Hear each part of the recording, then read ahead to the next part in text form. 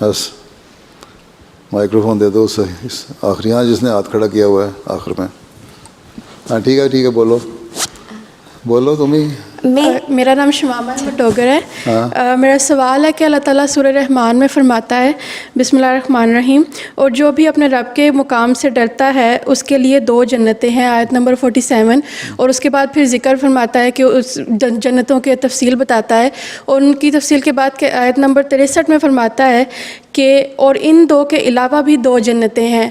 تو میرا سوال ہے کہ ان 2 کے علاوہ جو 2 جنتیں ہیں وہ کون سی ہیں، اور کیا جو کہا جاتا ہے کہ ابھی کہا جاتا ہے کہ کوئی پیرالل یونیورس ہے یا کوئی اور ڈائمینشنز بھی ہیں جو ہم نے ابھی تک ڈسکور نہیں کی، تو کیا آئندہ زمانے میں انسان ان کو ڈسکور کر لے گا؟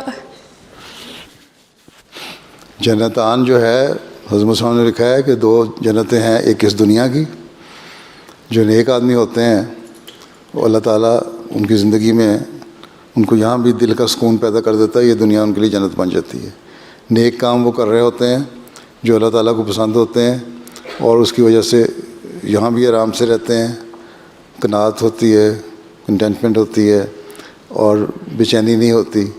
یہ جنت مل گئی، اور اسی نیکیوں کی وجہ سے اگلے جہان میں جا کے جنتیں ہوں گی، جنت ملے گی.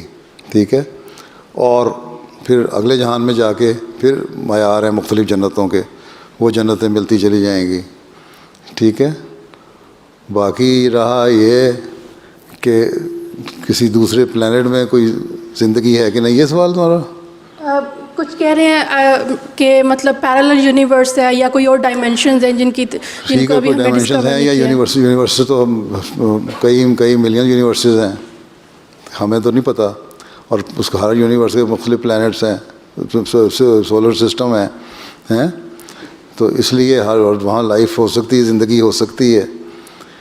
حضرت مسلم نے بھی لکھا ہے کہ ہاں ہے، ہو سکتی ہے، لیکن ہمارا ان سے کب رابطہ ہوتا ہے یا ہوگا کہ نہیں ہوگا یہ اللہ بہتر جانتا ہے. ٹھیک.